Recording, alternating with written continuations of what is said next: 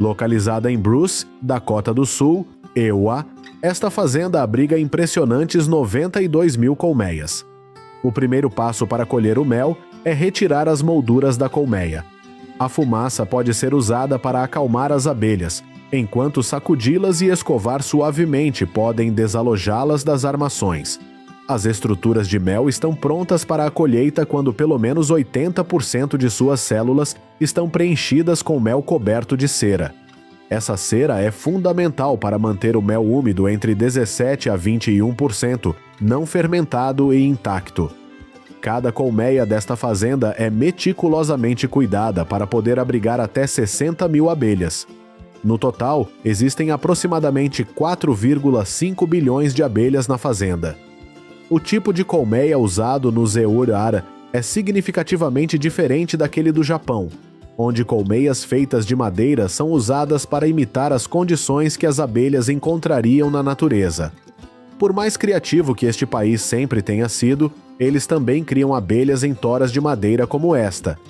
Este tipo de mel é mais escuro e doce que o mel normal, mas vamos guardar esse método único de apicultura para outro vídeo. Já nas colmeias tipo caixa, as abelhas vivem nas caixas de baixo e o mel fica nas caixas de cima, presas por uma prancha de proteção. Primeiro, a prancha é desparafusada e solta com uma espátula. A separação entre as abelhas e o mel reduz a concentração de abelhas no topo, de modo que apenas um soprador é usado para afastá-las. Em seguida, o apicultor usa um barbante ou faca para cortar cuidadosamente seções do favo de mel. Depois disso, uma nova caixa será adicionada na parte inferior. O mel japonês é frequentemente consumido junto com a colmeia, ao contrário dos Etreciaceae. A maior produção de mel é alcançada durante o pico de floração, normalmente de junho a julho. A colheita geralmente ocorre desde então até o final de setembro.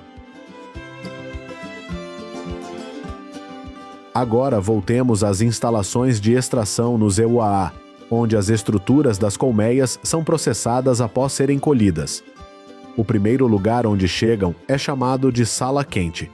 Uma sala quente nesta instalação em Bruce pode abrigar até 10 mil caixas de mel, empilhadas até 5 metros de altura, e cheias de mel tampado. Aqui, cada caixa é colocada em uma máquina para que sua tampa seja removida. Esta mistura de cera e mel cai neste tanque. As molduras rendem mais mel quando estão completamente destampadas, então um raspador também é útil para arrumá-las. Em seguida, eles são transportados e empilhados no extrator de mel para que o mel seja retirado das molduras. Cada extrator pode conter 120 quadros por vez e leva aproximadamente 16 minutos para extrair todos de uma vez. Essas instalações podem processar 2.500 caixas de mel por dia e sua temperatura é mantida constante entre 100 e 105 graus Fahrenheit para permitir que o mel derreta lentamente. Após a extração, os trabalhadores empurram as molduras para fora do extrator e colocam as novas assim. As molduras extraídas são colocadas de volta nas caixas de mel vazias no final da linha. Um aspecto crucial da colheita de mel é deixar pelo menos 36 kg de mel para cada colmeia, para sustentar a colônia durante o inverno, quando não há pólen e néctar. A mistura é então passada por um trocador de calor para ser aquecida e depois alimentada em um tanque de separação projetado com um mecanismo giratório para separar o mel da cera. O mel é então bombeado para tanques de armazenamento, enquanto a cera é transferida para outra área para embalagem e venda. O mel é então armazenado nesses enormes tanques, contendo 2.640 galões de mel até ser vendido. A fazenda extrai e envia aproximadamente 5 a 8 milhões de libras de mel anualmente. Todo esse mel é proveniente de áreas como Bruce, Roscoe e Kimball e cuidadosamente classificado para garantir o controle de qualidade. A apicultura urbana ganhou popularidade em muitos países como França e Japão. Com mais de 35 milhões de abelhas, a apicultura nos telhados de monumentos famosos de Paris gerou uma receita de $41 por cada 200 mililitros de mel. Alguns consideram-no mais puro do que o mel das áreas rurais, porque o pesticida generalizado é proibido na cidade.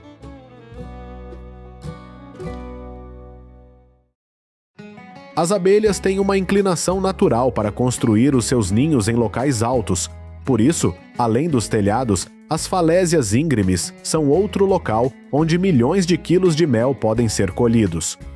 O povo Gurung do Nepal tem uma tradição milenar de colher um tipo de mel chamado mel louco, que pode ser vendido por até $300 americanos o litro. No entanto, esta colheita de mel é incrivelmente perigosa, não apenas porque está a milhares de metros de altura, no pico das montanhas do Himalaia. Pode causar alucinações se consumido em demasia por causa de uma substância química presente nas flores de onde as abelhas obtêm o néctar. Daí o nome Mad Honey. Essas falésias estão a 250 metros acima do nível do solo e levam pelo menos um dia para serem alcançadas a pé. Um pequeno erro e o colhedor poderia pagar com a vida. No entanto, as ferramentas que utilizam são incrivelmente básicas. Uma escada de bambu. Para colher o mel, o colhedor primeiro se prende à corda, que muitas vezes é o seu único arnês.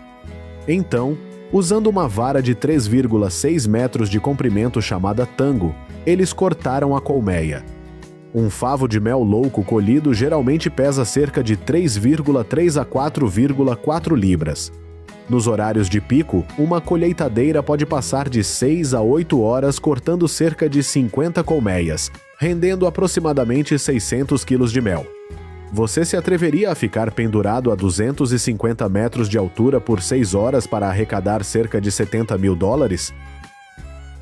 Alternativamente, você pode optar por uma abordagem menos assustadora, a uma altura mais administrável de 30 metros, colhendo mel de árvores nas florestas do Sudeste Asiático, Índia e partes da África. Você pode trazer várias ferramentas para ajudá-lo, e se estiver com orçamento limitado, uma simples rede facial e pontas de escalada serão suficientes. Apenas certifique-se de ser tão habilidoso em equilibrar quanto este homem. Se você está confiante e tem uma equipe capaz, desafie-se com uma árvore imponente de 60 metros como esta. Abriga cerca de 60 colmeias, e delas é possível colher pelo menos 1,3 tonelada de mel. Os preços do mel silvestre variam de $10 americanos a $25 americanos por litro. Portanto, sua equipe pode ganhar até $32.500 em uma única colheita. Parece um esforço que vale a pena, não é?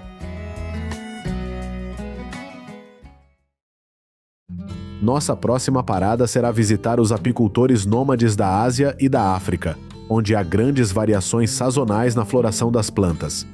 Estas colmeias nômadas são transportadas até 20 vezes por ano para vários locais para polinização e produção de mel. Os apicultores nômades só colhem mel quando há sobra, sempre deixando pelo menos um quadro completo, ou cerca de 20 quilos de mel, para essas criaturinhas trabalhadoras. Embora o transporte de colmeias, a criação de novos apiários e a garantia de adaptação das abelhas a novos ambientes sejam alguns desafios logísticos para os apicultores nômadas, a variedade de fontes de néctar pode ser capaz de produzir maiores quantidades de mel, aquelas com um perfil de sabor mais diversificado e complexo. Agora, se falamos de mel nutritivo, Manuka é provavelmente o primeiro nome que surge na cabeça de muitas pessoas porque contém uma maior concentração de propriedades antibacterianas chamadas metilglioxal. Mas você sabia que o mel Manuka é produzido por abelhas que polinizam apenas as flores Manuka na Nova Zelândia e em partes da Austrália? Sem uma gestão adequada, isto pode exercer uma grande pressão sobre esta única espécie de planta. Consequentemente, a apicultura nômade pode ter um menor impacto ambiental ao utilizar uma gama mais ampla de recursos florais. Em África, a cerca de colmeias é uma prática agrícola tradicional, amplamente utilizada para proteger as culturas de grandes herbívoros, especialmente elefantes. Este animal é evolutivamente sensível às abelhas, então apenas o barulho das abelhas é suficiente para afastá-las. Uma cerca de colmeia consiste em uma série de colmeias normalmente feitas de madeira ou outros materiais disponíveis localmente, conectadas por arames que circundam uma fazenda ou campo de cultivo, com cada colmeia colocada a cerca de 10 a 20 metros de distância.